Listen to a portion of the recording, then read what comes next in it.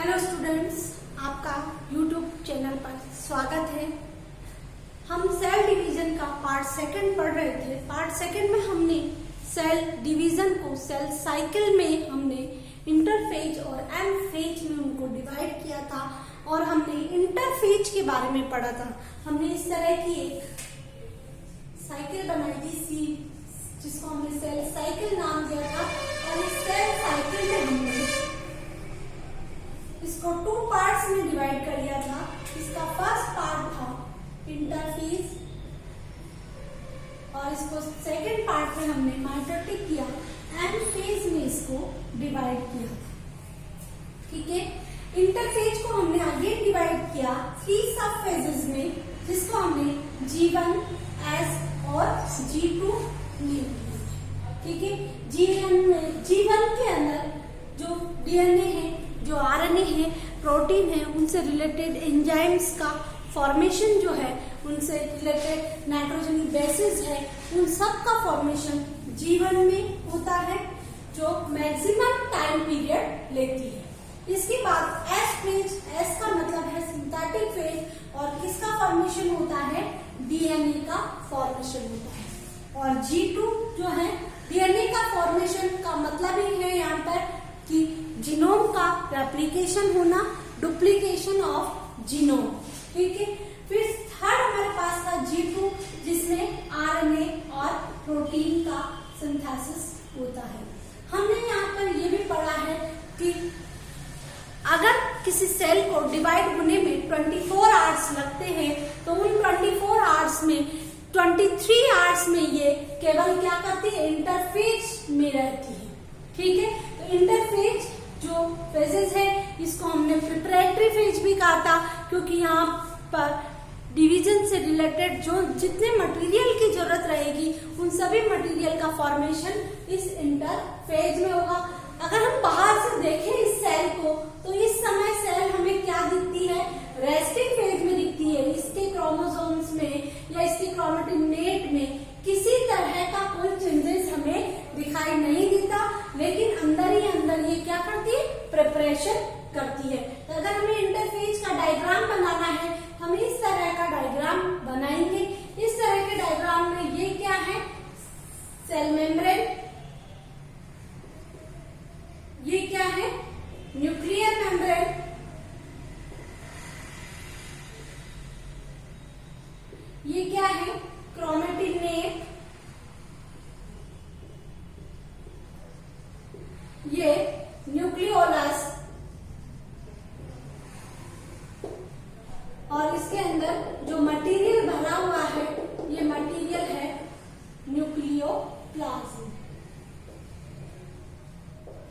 ठीक है, तो ये हमारी स्ट्रक्चर रहेगी एक सिंपल सेल की। अगर ये प्लांट सेल है, तो यहाँ पर क्या आ जाएगी? सेल वॉल आ जाएगी। ठीक है, ये सेल वॉल बना देंगे हम, तो ये आ जाएगी सेल वॉल। प्लांट सेल है तो सेल वॉल प्रेजेंट होती है, और एनिमल सेल में सेल वॉल प्रेजेंट नहीं होती। अब हमारे पास नेक्स्ट आता है एम फेज। एम फेज से पहले एम फेज में अगर हम डिवाइडेशन देखें कि एम फेज कितने पार्ट में डिवाइड करें, तो एम फेज को हम 4 पार्ट में डिवाइड कर सकते हैं। ठीक है, तो अगर हम सेल साइकिल को डिनोट करना चाहें कि सेल साइकिल को हम कैसे डिनोट करें, तो सेल साइकिल को देखें, हम एक पाई डायग्राम बना लेते हैं इसका। इस पाई डायग्राम में देखिए, अगर मैक्सिमम टाइम लेती है इसका G1, उससे कम टाइम है S का, S फेज, उससे कम टाइम है,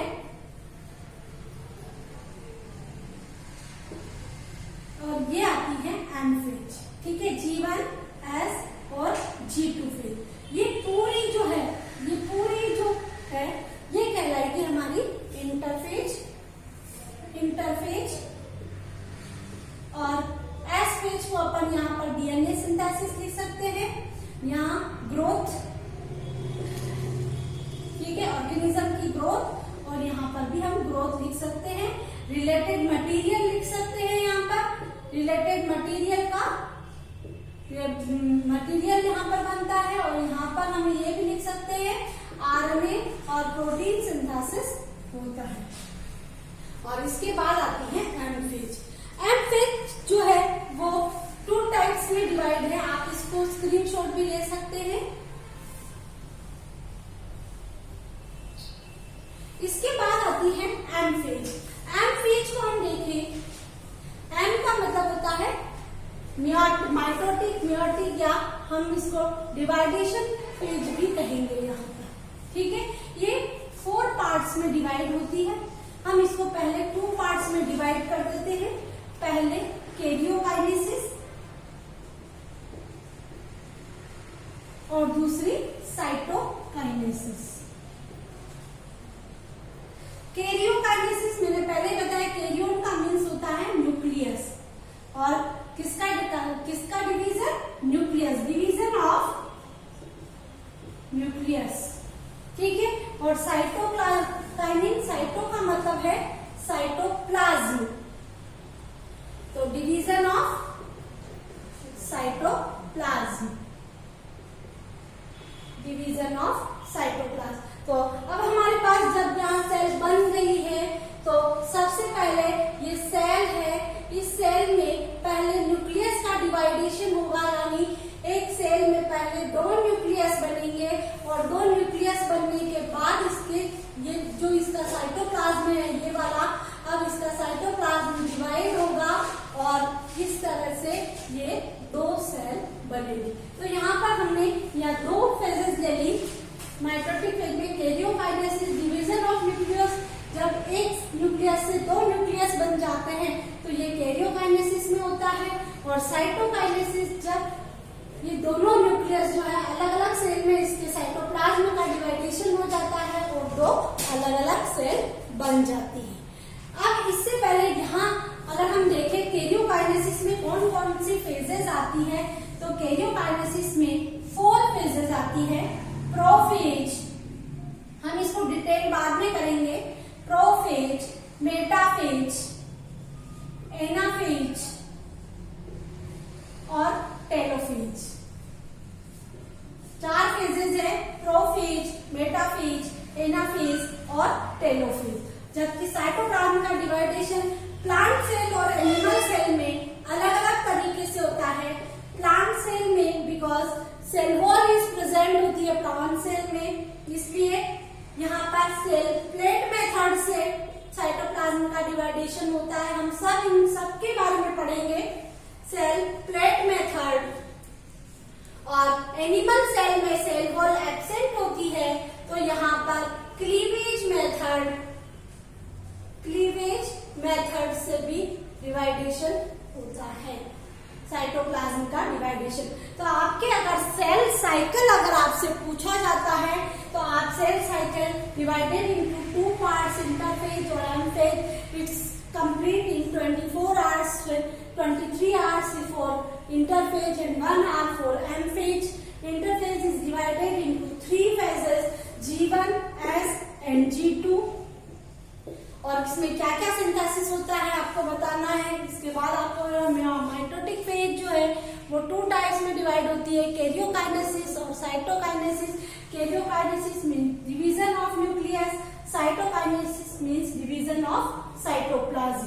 देन डिवीजन ऑफ न्यूक्लियस में 4 फेजेस है, प्रोफेज, मेटाफेज, एनाफेज और telophase. Division of cytoplasm plants और एनिमल्स में अलग अलग होता है। प्लांट्स में सेल वॉल प्रेजेंट होती है, इसलिए सेल प्लेट मेथड से डिवीजन होता है, और एनिमल सेल में सेल वॉल एब्सेंट होती है, इसलिए क्लीवेज मेथड से साइटोप्लाज्म का डिवाइडेशन होता है। अब हम आते हैं, एक और फेजेस होती है जिसको हम G0 फेज कहते हैं। छोटे क्वेश्चंस में G0 फेज के बारे में भी पूछा जाता है कि ये G0, या हिंदी में हम उसको बोलते हैं विश्रांति प्रावस्था, है ना। तो ये हम एक नई फेज के बारे में पढ़ते हैं, G0 फेज। कुछ सेल ऐसी होती है जिसको हम क्या कहेंगे, उनमें डिवाइडेशन नहीं होता, ठीक है। कुछ सेल जो एडल्ट एनिमल्स होते हैं वो डिवाइड नहीं होती, लेकिन जस्ट लाइक हम डिवाइड नहीं होती और डिवीजन नहीं करती, यानी ऐसी सेल को हम कह देते, जैसे हमने हार्ट सेल की बात करी। हार्ट सेल डिवाइड नहीं होती, लेकिन कभी कभी डिवाइडेशन होती है। कब होती है कभी कभी डिवाइडेशन?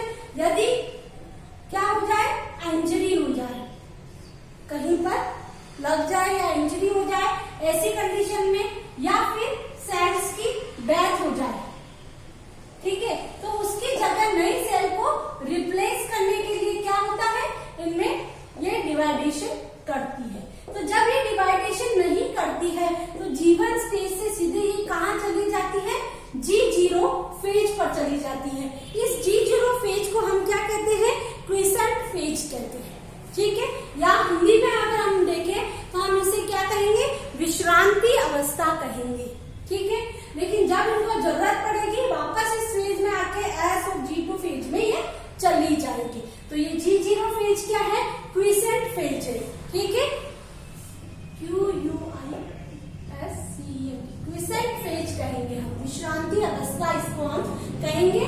वापस समझ लीजिए, कुछ सेल जो होती है, एनिमल सेल जो होती है एडल्ट एनिमल के अंदर, जो डिवाइडेशन नहीं करती, पर लेकिन कभी कभी ओकेजनली वो डिवाइड होती है। ओकेजनली कब हो सकती है, जब इंजरी हो जाए तब हो सकती है, या फिर सेल्स की डेथ हो जाए तो नई सेल को रिप्लेस करने के लिए भी क्या होती है, इनमें डिवाइड करती है, डिवीजन करती है। तो यहाँ पर जब वो डिवाइडेशन नहीं करती है तो किस फेज में चली जाती है, G0 फेज में चली जाती है। हम इसको रेस्टिंग फेज भी कहेंगे, ठीक है। तो ये है G0 फेज। अब हम नेक्स्ट आते हैं हमारे कि ये जो डिवीजन है वो कितने टाइप्स का होता है। तो सबसे पहले हम यहाँ लिखे types of cell division. Cell division 3 types का सेल डिवीजन होता है। एमाइटोसिस,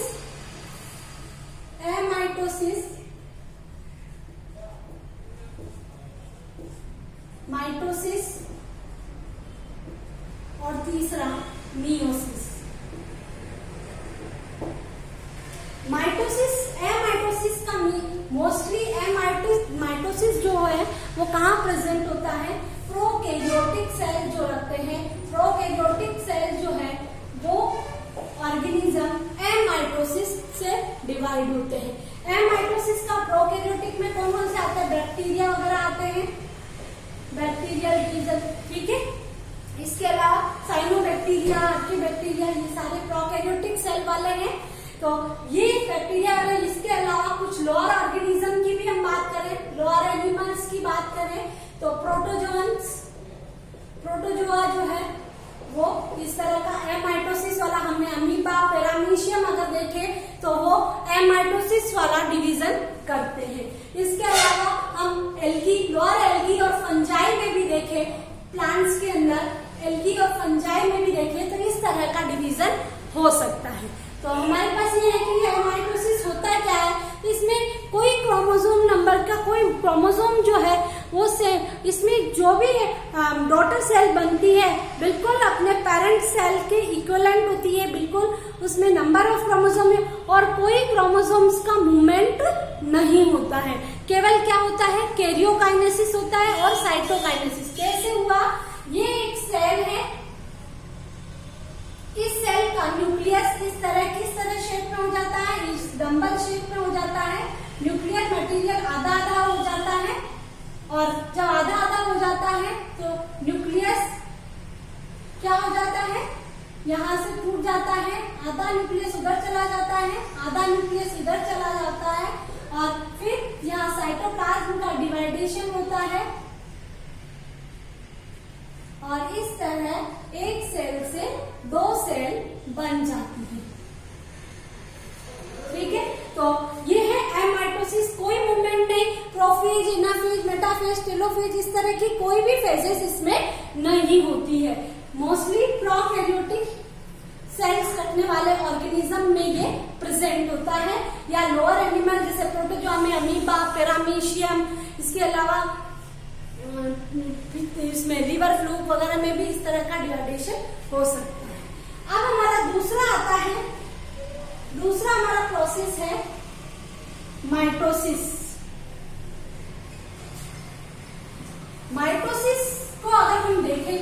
माइटोसिस क्या चीज है, हम इसी के बारे में यहाँ पर डिटेल पढ़ेंगे। एम फेज या माइटोसिस, ठीक है। माइटोसिस की अगर डिस्कवर करने वाले वैज्ञानिक थे डब्ल्यू फ्लेमिंग ने इसको डिस्कवर किया था माइटोसिस को। माइटोसिस को हम अगर डिवाइड करें तो ये एक सोमेटिक सेल डिवीजन है। मोस्टली सोमेटिक सेल में हमारे लग जाती है या घाव हो जाता है तो वहां की सेल थोड़े ही दिनों में वापस रिकवर हो जाती है। तो ये रिकवरी का जो काम है ये कौन करता है, ये वहां की सेल में वापस क्या करता है, डिवाइडेशन करता है। तो कौन सा प्रोसेस है, माइटोसिस वाला प्रोसेस है। यानी ग्रोथ लाने के लिए हम कहाँ से डेवलप हुए हैं, एक सेल जाइगोट से डेवलप हुए हैं। तो इस सेल में कितने डिवाइडेशन होंगे, जब टिश्यू बनेंगे, टिश्यू से ऑर्गन बनेंगे, ऑर्गन से ऑर्गन सिस्टम बनेगा। तो यहाँ पर ये सारी चीज किसमें आएगी, माइटोसिस के अंदर आएगी। तो सोमेटिक सेल डिवीजन है ये, और इसमें नंबर ऑफ क्रोमोसोम आपको ये लिखना है। जब इसके डेफिनेशन आए तो आपको ये याद होनी चाहिए कि number of chromosome remain same in daughter cell.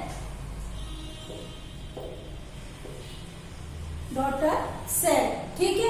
In this division 2 daughter cells are formed and the number of chromosome are remain same in daughter cell. For example ये है पेरेंट सेल, इसमें नंबर ऑफ क्रोमोसोम डिप्लॉयड है। अगर इनमें डिवाइडेशन होता है और ये 2 सेल बनती हैं तो इसमें भी नंबर ऑफ क्रोमोसोम वही होंगे जो उसकी पेरेंट सेल में होंगे। This type of division the number of chromosome are similar to parent cell. ठीक है। और कितनी डॉटर सेल बनी है, 2 डॉटर सेल बनी है। फॉर एग्जाम्पल हम कहते हैं कि 46 क्रोमोसोम्स होते हैं।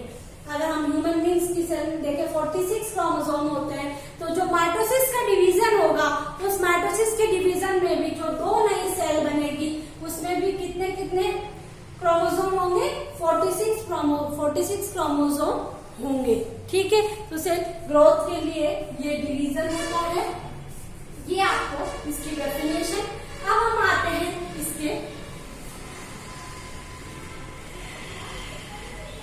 चार्ट पे। माइटोसिस को हम 2 पार्ट में डिवाइड कर ले डिवीजन को। माइटोसिस जब होता है किसी सेल का तो मैंने पहले ही कहा कि सेल पहले इंटरफेज में रहती है जहां वो तैयारी करती है G1, S और G2। ठीक है। फिर आती है एम फेज।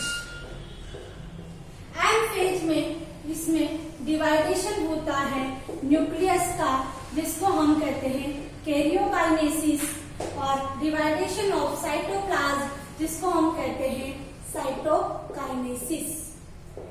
कैरियोकाइनेसिस जो है उसको हमने 4 पार्ट में डिवाइड किया था, जिसको हम फर्स्ट नाम है हमारा प्रोफेज, सेकंड है मेटाफेज, थर्ड है एनाफेज और फोर्थ है टेलोफेज।